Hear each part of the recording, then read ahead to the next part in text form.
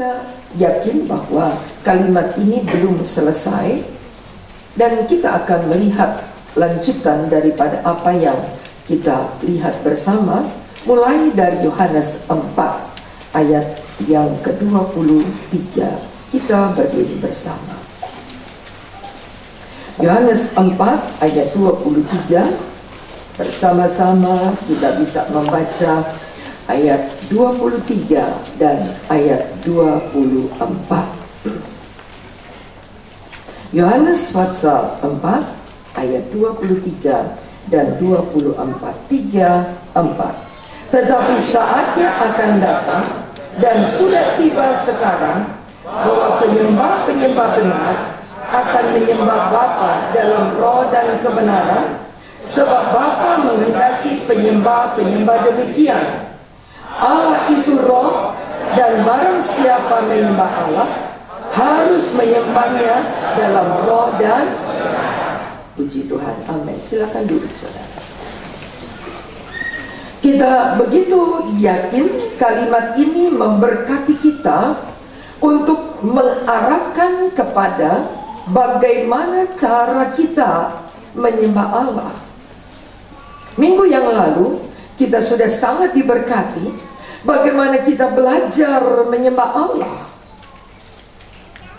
Terasa firman Allah tidak menjadi begitu panjang dalam ibadah kita kemarin, sebab kita sedang menyembah Allah dengan penuh berkat, dengan hadirat Allah yang melawati kita, membuat kita begitu sangat menyadari begini rasanya ketika kita menyembah Allah.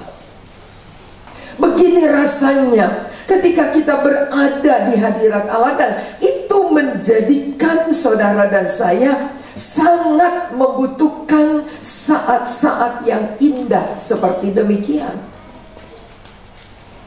Jeritan tengah malam kemarin sangat memberkati kita, karena kita boleh dibawa dalam bagian-bagian yang sangat jarang kita rasakan.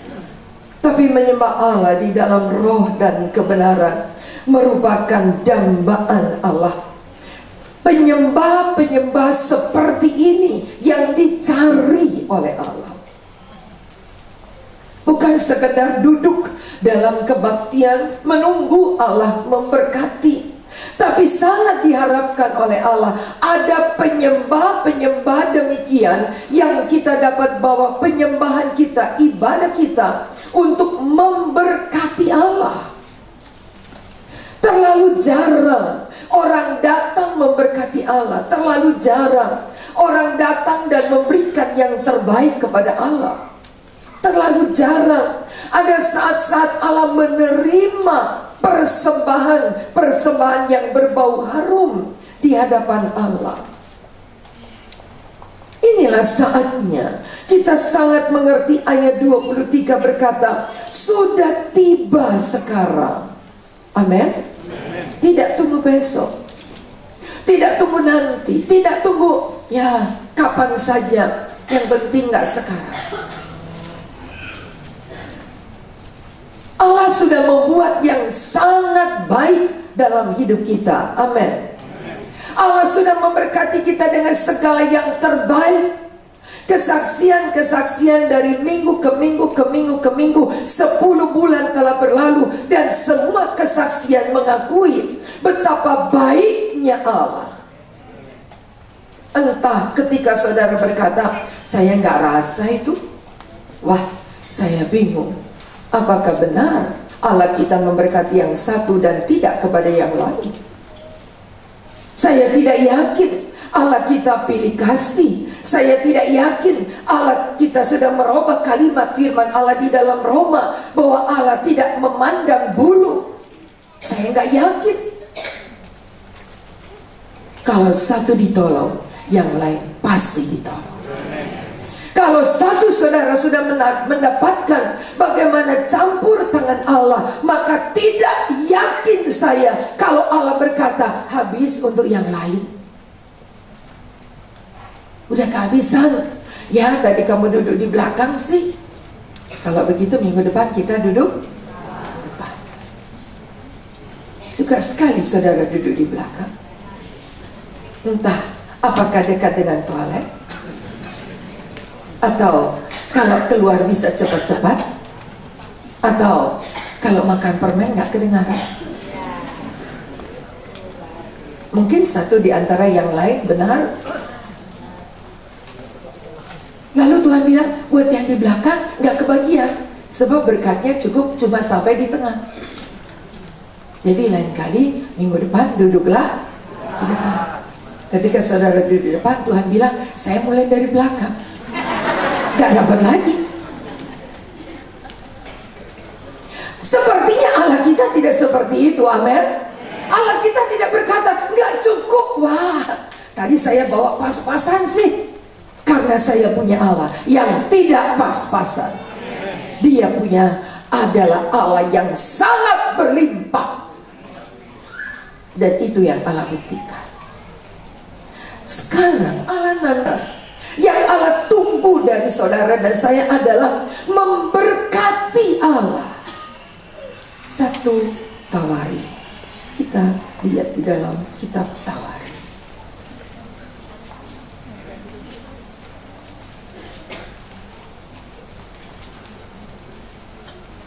Pasal yang ke-16, 1 Tawari pasal 16, kita baca ayat 29.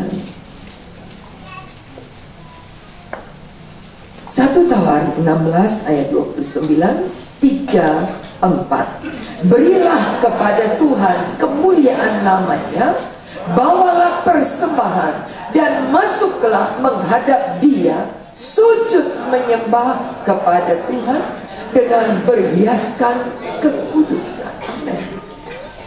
Berilah kepada Tuhan. Barangkali saudara berkata, selama ini saya belum pernah memberkati Allah. Setiap saat, tiap doa, tiap detik, tiap permintaan kita adalah minta, minta, minta.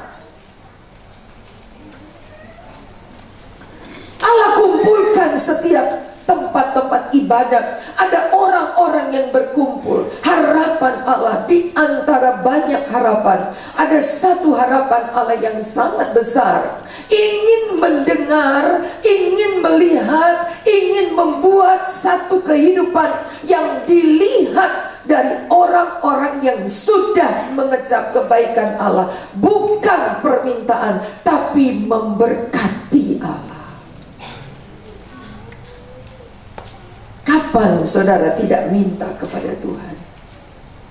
Doa di rumah, doa di kamar, doa di ruang tamu, doa di ruang makan, doa dalam kebaktian. Semua doa yang saudara angkat itu cuma minta berkat Allah. Mau yang miskin, mau yang kaya, mau yang paling kaya, perkataannya sama. Berkatilah kami.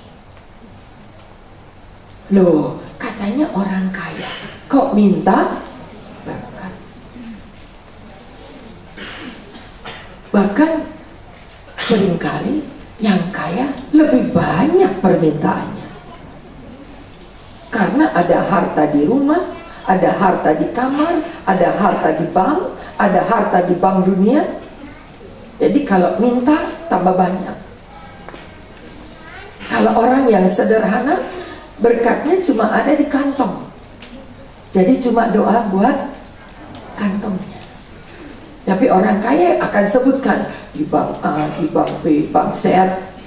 Itu aja sudah 26 bank. Tapi kalau orang sederhana, cuma satu di dompet. Berkati dompet saya Tuhan. Cuma itu. Yang ingin Allah temukan, penyembah-penyembah demikian yang dicari Tuhan sekarang. Dari setiap saudara dan saya membutuhkan satu kata. Benar ya, saya belum pernah memberkati Allah. Saya belum pernah memberikan kepada Tuhan. Dari Senin sampai Minggu, seluruh hari saya pakai untuk minta berkat. 1 Tawarik 16:29 berkata, berilah kepada Tuhan kemuliaan namanya. Berilah kepada Tuhan, persembahkanlah persembahan dan masuklah menghadap Dia. Bukan dengan menadahkan tangan, tetapi dengan memberikan berkat kepada Allah. Bukan makanan, bukan pakaian bagus yang kita bungkus bagus-bagus, kita kasih pita lalu kita persembahkan kepada Allah. Bukan segala emas, intan, berlian yang ada di benak dan hati dan badan kita, kita persembahkan kepada Allah. Tapi yang ingin Allah terima adalah persembahkanlah persembahan, masuk menghadap Dia, sujudlah menyembah kepada Allah dengan berhiaskan bukan batu akik, bukan zamrud, bukan laswardi, tapi berhiaskan kekudusan.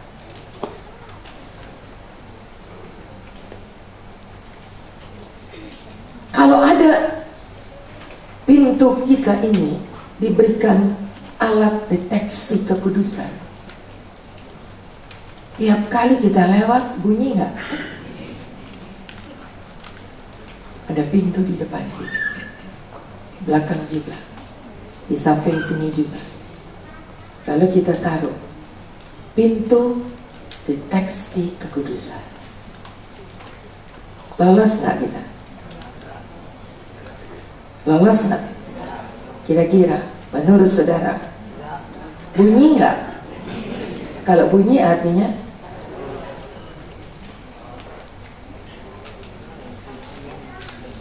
kalau bunyi masuk terus atau mundur? Kalau Allah taruh pintu-pintu itu di sini, berapa orang yang ibadah kira-kira?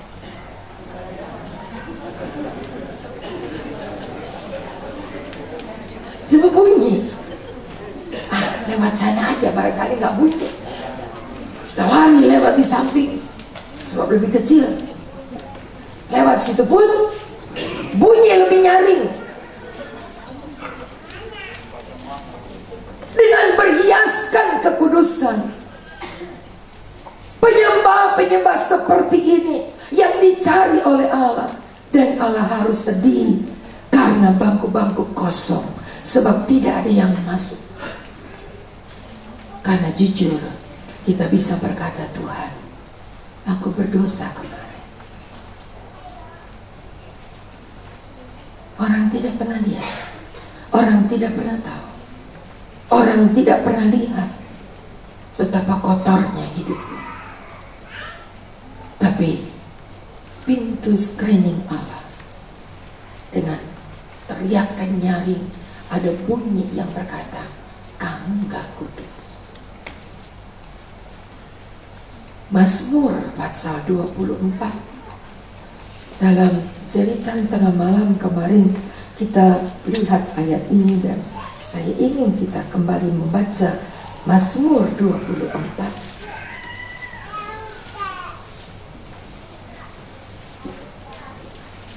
Ayat yang ketiga berkata, siapakah yang boleh naik ke atas gunung Tuhan, dan siapakah yang boleh berdiri di tempatnya yang kudus? Tempat kebaktian kita disebut dengan kalimat ini, gunung tempat Allah. Kata gunung itu bukan lembah. Kata gunung berarti ada satu tempat yang tinggi. Duduk kita seperti ini adalah duduk di tempat tinggi. Tidak sama dengan duduk kita di warteg. Tidak sama duduk kita di Labotua. Tidak sama duduk kita di tempat-tempat maksiat. Tapi tempat ibadah adalah tempat yang tinggi. Bukan karena kontur tanahnya. Oh, letaknya di tempat yang tinggi. Kalau saudara lewat Taruna sini, depan sini, tetap saudara naik tangga. Kalau saudara lewat pintu di sini, dari Abdurrahman sana saudara naik ke tempat ini. Di antara lingkaran Taruna Jaya ini, tempat ini adalah tempat yang paling tinggi. Kalau saudara jalan dari Asmat sana datang kemari, saudara harus angkat kepala baru lihat ujung daripada GSI 2. Bukan karena kontur tanahnya tinggi, tapi karena arti tempat ini. Tempat di mana kita bertemu Allah adalah tempat yang tinggi. Tapi punya syarat. Siapa yang boleh naik ke tempat ke atas gunung Tuhan, dan siapa yang boleh berdiri di tempatnya yang kudus? Diukur kekudusan kita, diukur kehidupan kita. Ayat yang keempat berkata, yaitu orang yang bersih tangannya. Tadi saya mau berangkat ibadah 10 kali sudah cuci tangan.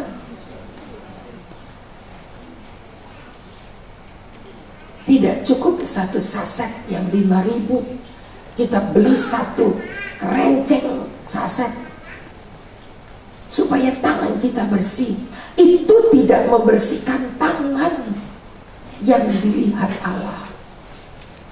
Sebab yang dilihat Allah adalah perbuatan kita, bukan tangan-tangan kita, tapi perbuatan kita. Di sepanjang minggu, apa yang kita pakai dengan tangan kita, apa yang kita lakukan, apa yang kita kerjakan. Tangan ini bekerja karena otak perintah. Kalau begitu, lihat lagi otak kita, lihat lagi perintah yang ada di otak kita. Kembali dilihat, kembali diputar. Kalau memori yang ada di komputer bisa dilihat apa yang tersimpan di sana, kita bisa lihat semua. Memori saudara dan saya bisa dibaca. Apa yang ada di benak kita, apa yang sudah terbersit dalam pikiran-pikiran kita sepanjang minggu ini, apa yang ada di sini, apakah Allah temukan segala yang kudus yang ada di sini? Paulus berkata, suratan Filipi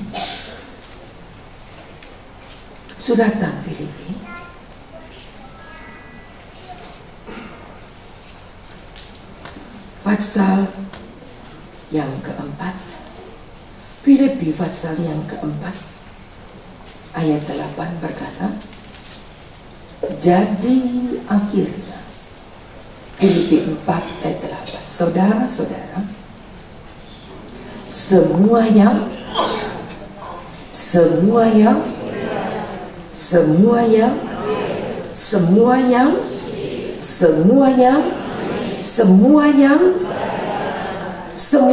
disebut patutlah dipuji dan pikirkanlah semua itu. Itu yang harus ada di sini,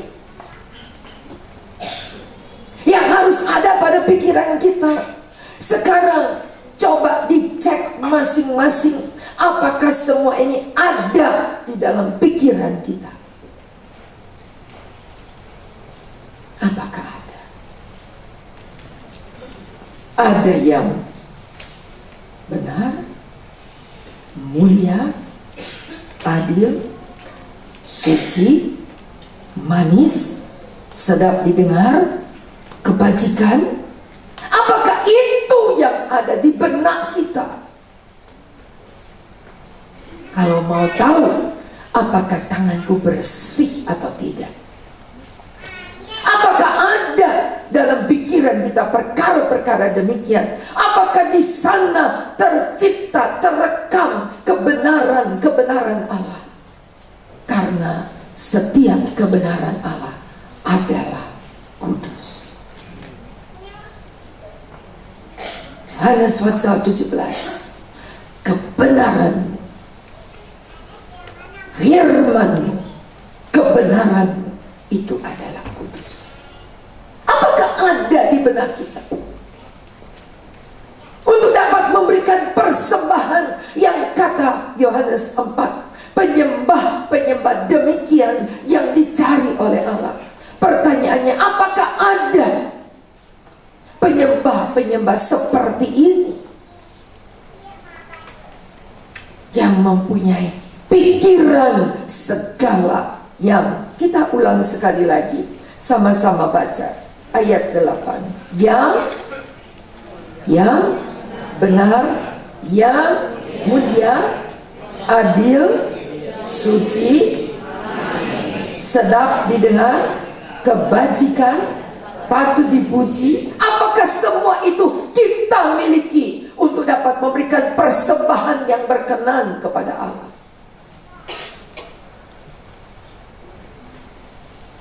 Mikir jahat terhadap seseorang pun itu sudah menodai. Jangankan berbuat, mikir aja. Berpikir jahat tentang seseorang itu telah menodai kata kudus tadi.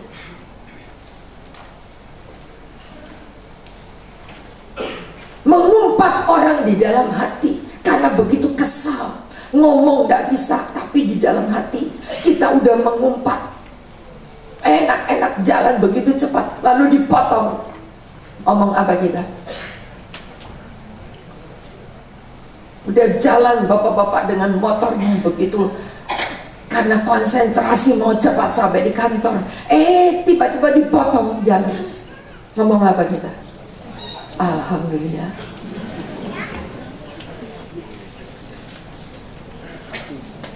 Apalagi kita sampai hilang keseimbangan karena begitu cepat dia potong. Itu saja sudah menodai kekudusan. Nggak sengaja terucap kata, itu sudah menodai kekudusan. Bagaimana kita dapat memberikan persembahan? Betapa Allah inginkan setiap penyembah-penyembah Allah dapat menyembah Dia di dalam roh dan kebenaran.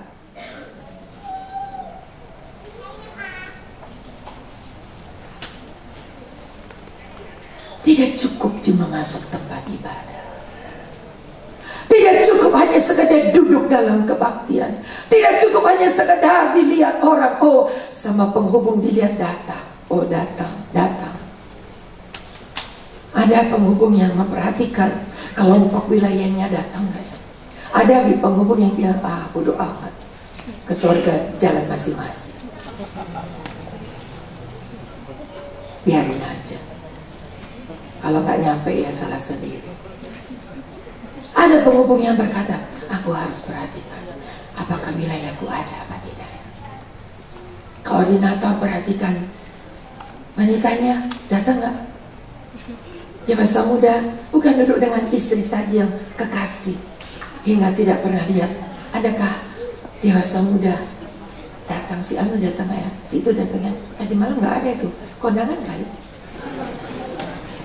Si itu nggak datang ya, si itu nggak datang.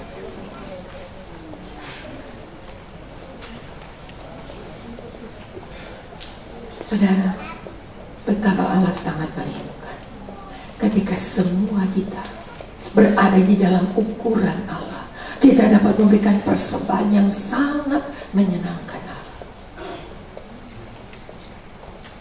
Raja Daud adalah raja yang berhasil memukau hati Allah.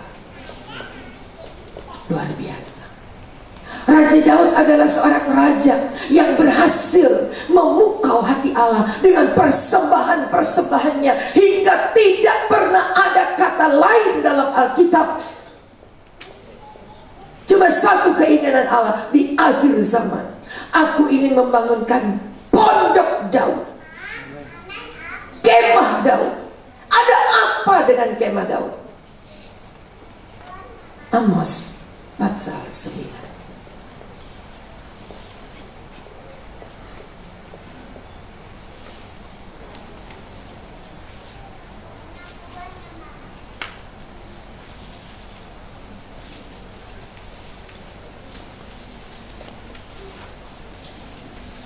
Ayat 11 kita baca bersama. Amos 9 ayat 11. 3, 4. Pada hari itu aku akan mendirikan kembali pondok Daud yang telah roboh. Aku akan menutup pecahan dindingnya dan akan mendirikan kembali reruntuhannya. Aku akan membangunnya kembali seperti. Ini keinginan Allah. Cuma pondok. Di antara beberapa banyak kemah sembahyang Musa, sampai apa yang dibangunkan di kitab Nehemia. Tidak ada satu bangunan bait Allah yang menarik perhatian Allah kecuali pondok Daud. Gak ada batu di sana, karena namanya pondok atau kemah. Yang kita tahu kemah itu dibuat dari terpal, bukan kain ya. Terbuat dari terpal, kain tebal. Tidak ada tiang-tiang besi, tidak ada batu-batu, tidak ada semen, tidak ada pasir. Cuma ditarik dengan tali, diikat pada ujung-ujungnya, lalu dipergunakan untuk orang berteduh di bawahnya. Itu yang disebut dengan pondok, itu yang disebut dengan kemah. Tidak ada satu bagian bangunan yang begitu megah yang dapat membuat murid-murid Yesus di dalam Matius 24 berdecak kagum. Ayat 1 berkata, Matius 24 ayat 1, coba ngintip sedikit ayat itu. Matius 24 ayat 1. Seorang bapak bisa bacakan keras-keras dari tempat duduknya. Siapa yang mau baca? 24 ayat 1 Matius. Lalu Yesus keluar dari bait Allah, lalu pergi. Maka datanglah murid-muridnya dan menunjuk kepada bangunan-bangunan bait Allah. Ya, ayat 2 sekali lagi, oke? Dia berkata kepada mereka, kamu melihat semuanya itu? Aku berkata kepadamu, sesungguhnya tidak satu batu pun di sini akan dibiarkan terletak di atas batu yang lain. Semuanya akan diruntuhkan. Ya. Ketika murid-murid begitu kagum melihat bangunan bait Allah yang sangat terkenal, bangunan itu dilapis bukan dengan semen, pasir, tapi seluruh lapisan yang membuat batu di atas batu lain itu dibuat dengan emas dan emas dan emas. Hingga ketika diterpa dengan matahari membuat orang sangat kagum.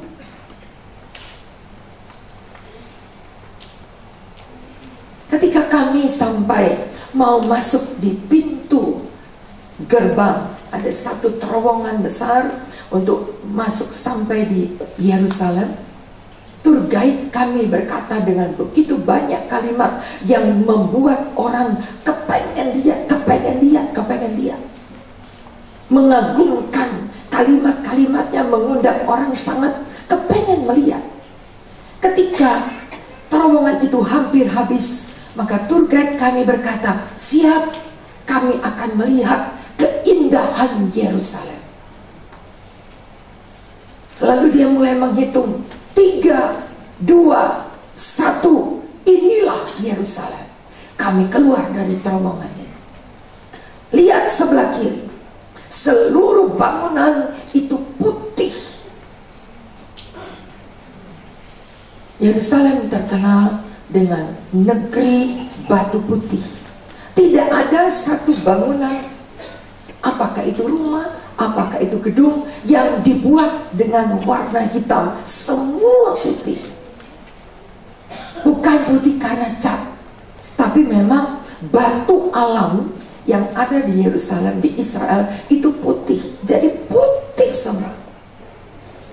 Kami masuk di kota Yerusalem pada waktu itu kurang lebih jam 10-11 pagi, dan kami melihat sebelah kiri begitu indah. Itu cuma batu, bukan seperti yang dikatakan murid-murid dalam Matius 24, bukan. Itu cuma batu alam Israel, batu putih, bukan seperti bangunan. Kita bisa bayangkan betapa luar biasanya ketika mereka melihat itu bangunan bait Allah dibangun 100% dari emas murni. Kita nggak bisa bayangkan betapa indahnya. Lihat batu putih saja kami nggak pernah lihat di Indonesia seindah itu. Menjadi kebanggaan semua orang yang sampai di Yerusalem akan tengok ke kiri, dan itu yang banyak dipasang di gambar-gambar sebagai ya, kebanggaan Israel. Itu cuma batu alam Israel yang membuat seluruh bangunan sebelah kiri kota Yerusalem itu cuma berwarna putih. Tapi yang dikatakan oleh murid-murid jauh lebih indah karena itu emas semuanya. Firman Allah berkata, bukan itu. Ada di atas semua yang putih, ada 2 cungkup bulat. Kalau kita bilang gereja bawang putih, apa itu gereja bawang putih? Kalau disebut gereja bawang putih itu artinya masjid.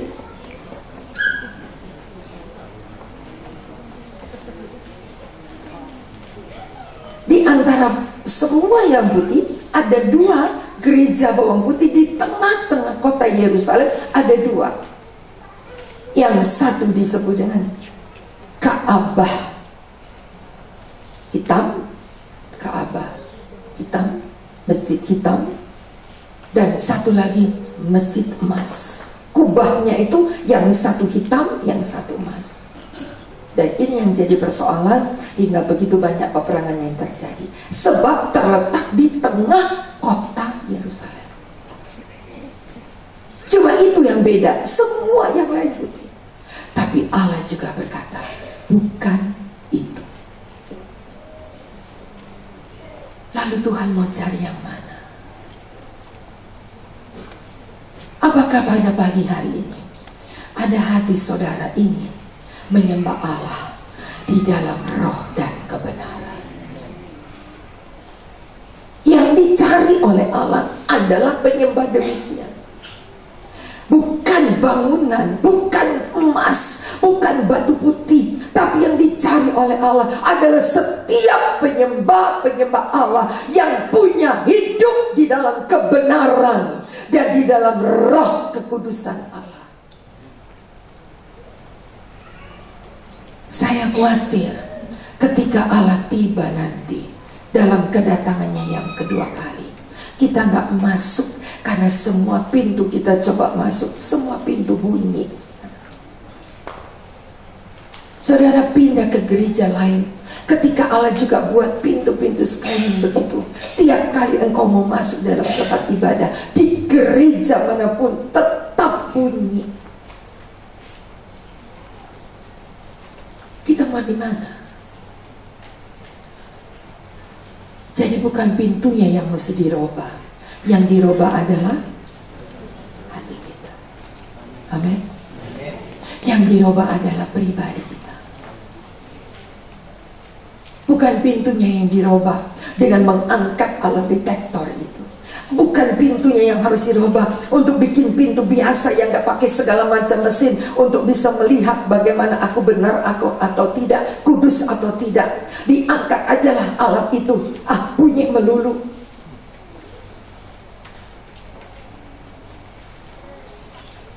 Tidak, bukan pintunya. Kalau pintu itu Yohanes pasal 10 ayat 9, seorang ibu bacakan. Yohanes 10 ayat 9. Siapakah pintu itu? Yohanes 10 ayat 9. Mana ibu mau berdiri untuk bacakan ayat ini? Akulah pintu, barang siapa masuk melalui aku, dia akan selamat, dan dia akan masuk dan keluar dan menemukan padang rumput. Amin. Siapakah pintu itu? Kita nggak bisa merubah alat yang ada pada pintu itu, karena pintu itu adalah Yesus. Diukur dengan kekudusan Yesus. Kedelapan perkara yang ada di dalam Filipi pasal 4 ayat 8 tadi merupakan ukuran kekudusan Allah. Wah, nggak mungkin lah. Saya kan masih manusia, belum malaikat. Malaikat pun tidak ada yang kudus, saudara. Karena malaikat tidak pernah ditebus oleh darah Yesus. Gabriel, Mikael, siapakah nama-nama dari malaikat-malaikat itu? Tidak ada satu malaikat yang ditebus oleh darah Yesus, tidak ada. Cuma manusialah yang ditebus oleh darah Yesus. Hingga manusialah yang dapat menjadi orang-orang penyembah-penyembah Allah di dalam kekudusan Allah. Karena dengan kekudusan darah Yesus, kita yang kotor dijadikan bersih. Kita yang tidak kudus dijadikan kudus.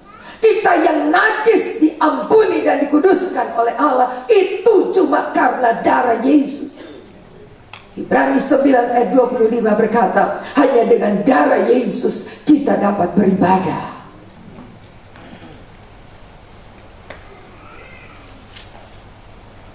Kalau mau andalkan kebenaran saudara dan saya, kalau mau mengatakan saya lebih baik dari yang lain, tidak ada seorang pun. Mazmur 8:14 berkata, kalau mau cari manusia, seorang pun tidak ada. Bahkan dengan keras kalimat Mazmur berkata, semua orang bejat.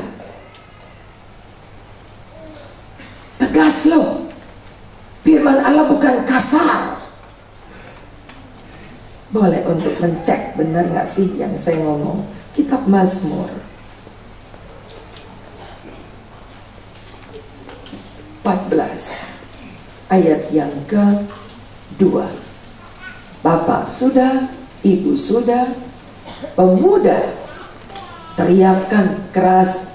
Ayat yang kedua 14, Mazmur 14 ayat 2. Seorang pemuda bisa teriakan keras. Tidak ada pemuda mau bangun.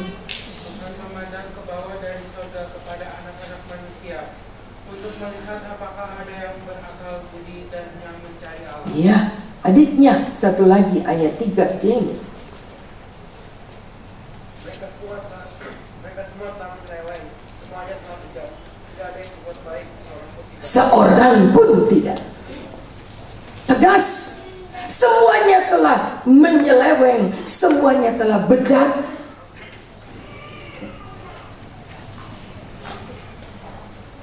Itu yang Allah temukan.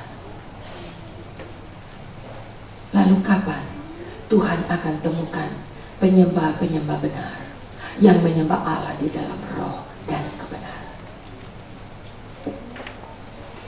Kapan Allah akan temukan orang-orang yang dikasih di bulak seren adalah penyembah-penyembah Allah di dalam roh dan kebenaran? Kapan? Kalau tidak mulai dari sekarang. Amin. Amin. Mulai dari sekarang. Jangan katakan besok. Mulai sekarang. Penyembah-penyembah Allah akan menyembah Bapa di dalam roh dan kebenaran. Sekarang. Mulai dari sekarang. Kita tata hidup kita. Kita tata kerohanian kita. Kita tata, bukan tubuh kita yang kita tata saja, tetapi yang harus kita tata adalah yang di dalam manusia ini. Kita tata. Sekali lagi Filipi pasal yang keempat. Semua yang, ayo lihat lagi, cepat-cepat ditayangkan Filipi 4 ayat 8. Semua yang benar, semua yang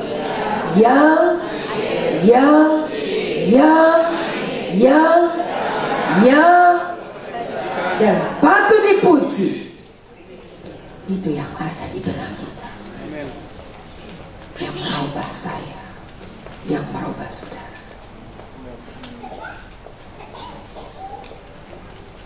Kau tahu hatiku Tuhan, kau tahu rindu. Engkau yang kuandalkan. Engkau tahu mimpiku. Mimpi apa saudara tadi malam? Apa yang menjadi angan-anganmu? Engkau tahu semuanya Tuhan.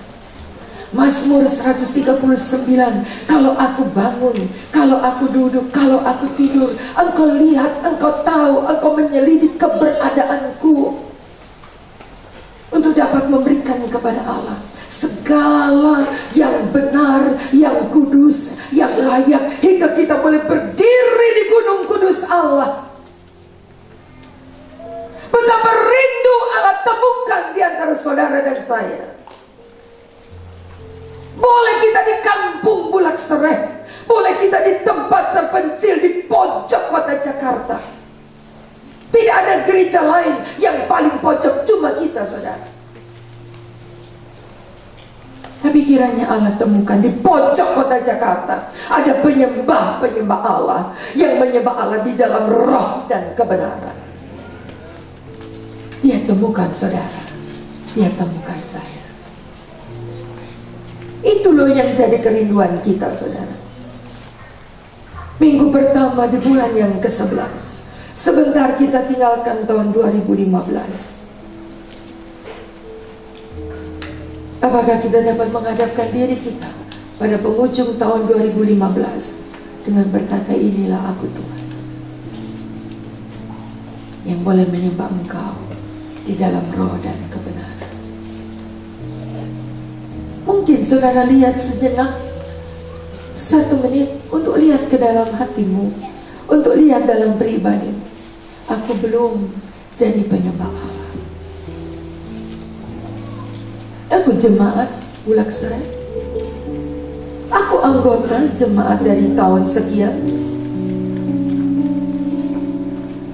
Tapi aku belum menjadi penyembah Allah.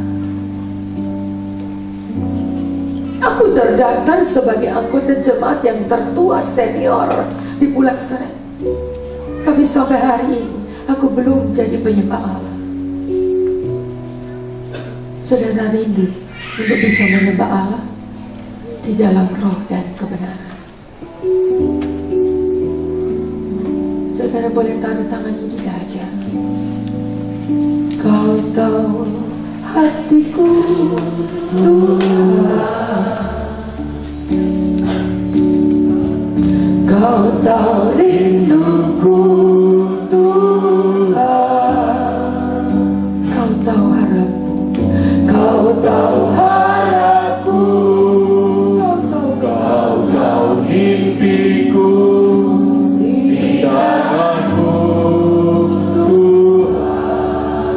Dalam segenap jalan LCD dalam segenap jalan lainnya, tolong yang tempat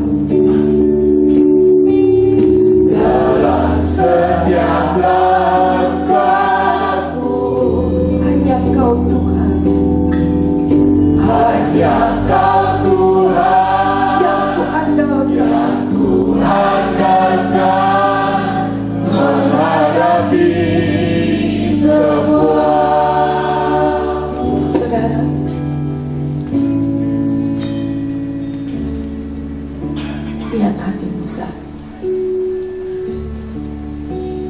Apakah Allah harus kecewa ketika dia datang pada pagi ini dan dia lihat hati saya dan saudara? Dia tidak temukan.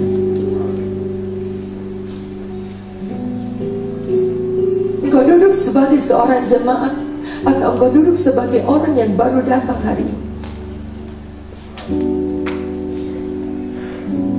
Allah kecewa. Dia tidak lihat wajahmu, tapi dia lihat sampai ke dasar hati. Dan dia tidak temukan.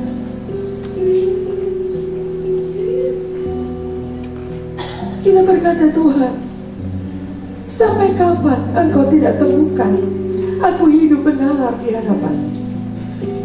Sampai kapan Engkau kecewa dan Engkau harus keluar dari tempat ini?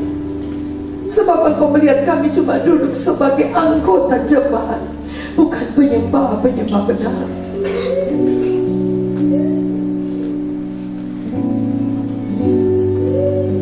Ampuni kami, ampuni kami, ampuni kami Tuhan, ampuni kami, ampuni kami. Kami belum bisa memberikan persembahan yang berkenan kepada Allah. Ampuni kami, karena kami belum bisa berdiri dan kami boleh berkata, inilah persembahanku untuk memberkati Engkau. Belum. Kita cuma bisa minta dan minta. Kau tahu hatiku, Tuhan. Kau tahu rinduku, Tuhan. Kau tahu harapku, Kau tahu mimpiku di tangan-Mu, Tuhan.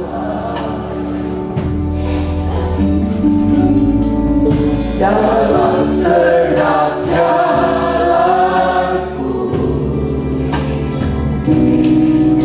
dalam segenap langkahku, hanya Kau Tuhan yang ada. Kau Tuhan yang ku andalkan menghadapi semua.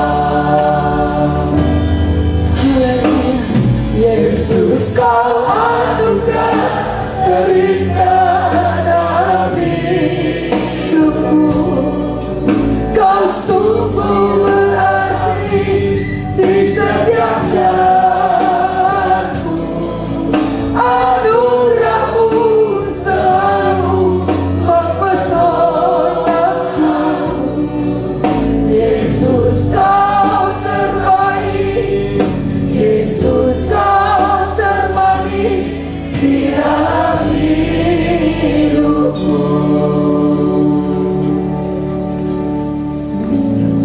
Kalau ada seorang atau dua atau tiga orang, barangkali tidak banyak, tapi yang punya kerinduan untuk memberkati Allah, tidak minta berkat, tapi yang pagi ini engkau datang dan engkau berkata, aku ingin memberkati Allah.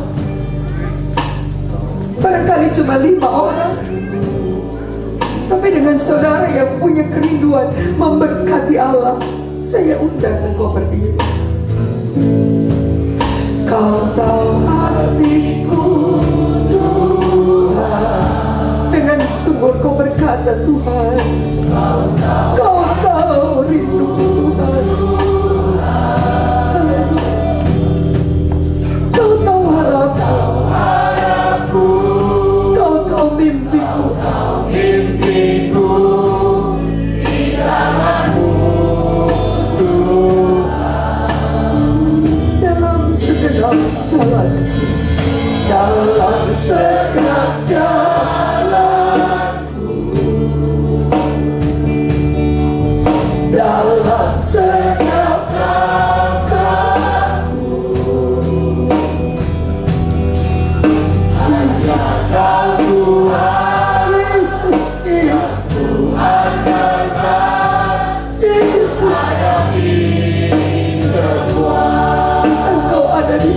pagi ini. Kau anugerah terindah dalam hidupku. Haleluya. Kau sungguh berarti di setiap hari. Anugerahmu selalu mempesona. Yesus.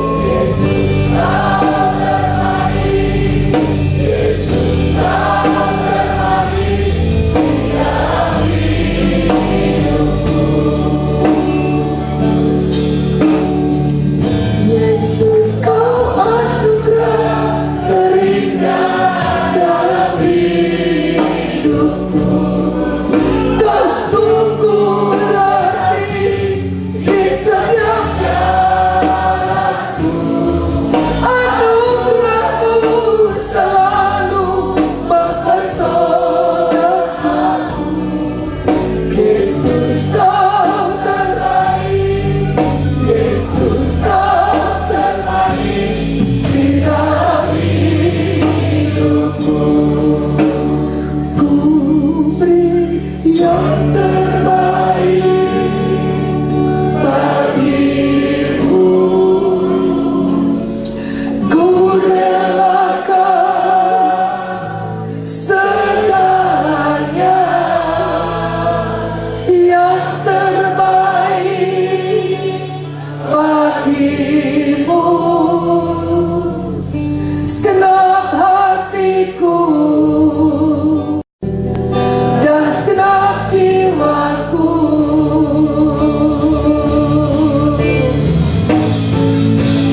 Ku beri yang terbaik bagimu.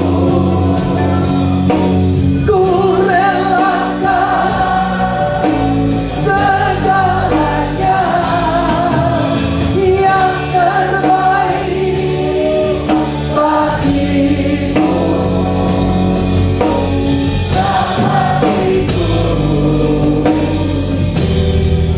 Dan segenap jiwaku.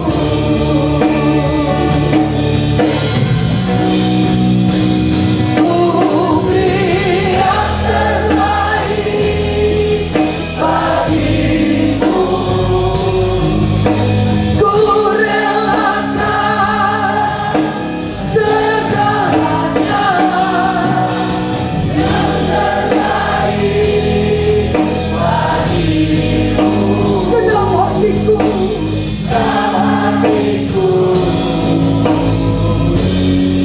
dan segenap jiwaku. Dengan sungguh Engkau yang memberikan berkat kepada Allah. Ku beri yang terbaik bagimu. Ku relakan segalanya, yang terbaik bagimu. Segenap hatiku, dan segenap jiwaku.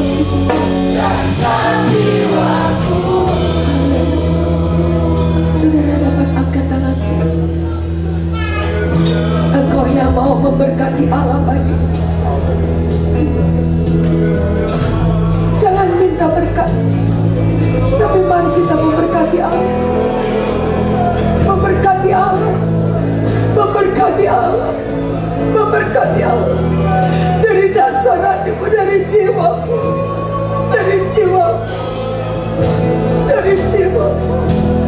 Ku beri yang terbaik bagimu. Ku relakan segalanya, yang terbaik bagimu. Segenap hatiku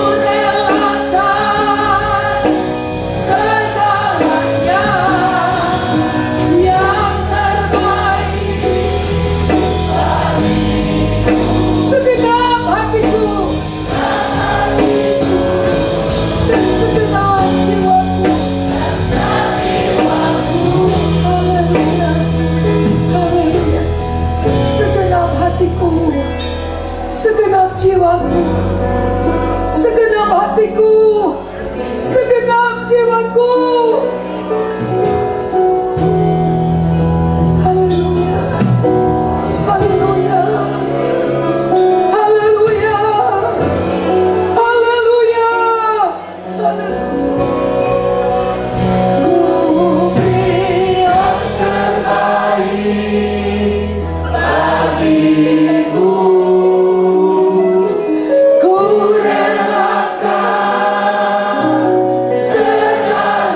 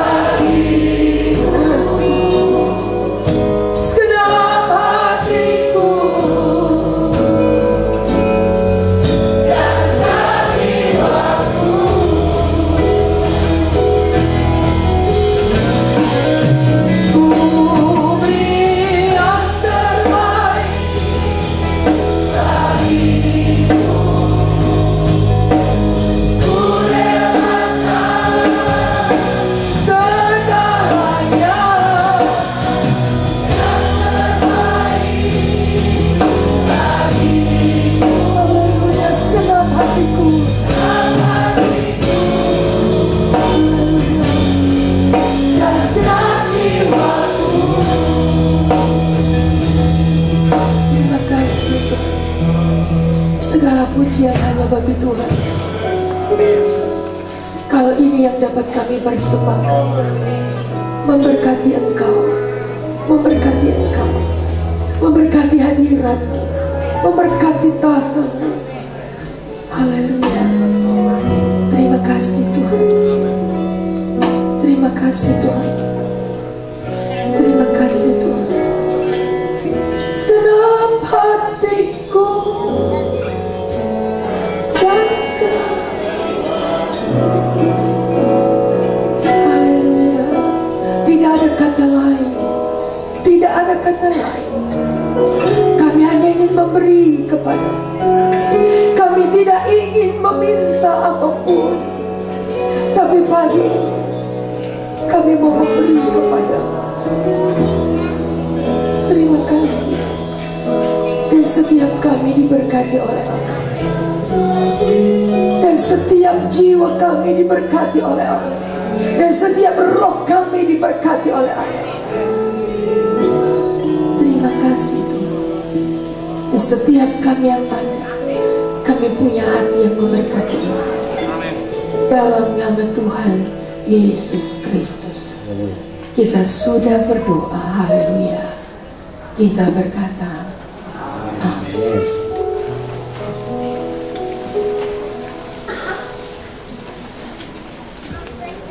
Minggu yang pertama di bulan yang ke-11, kita memberikan yang terbaik melalui diakonia, dan saudara dapat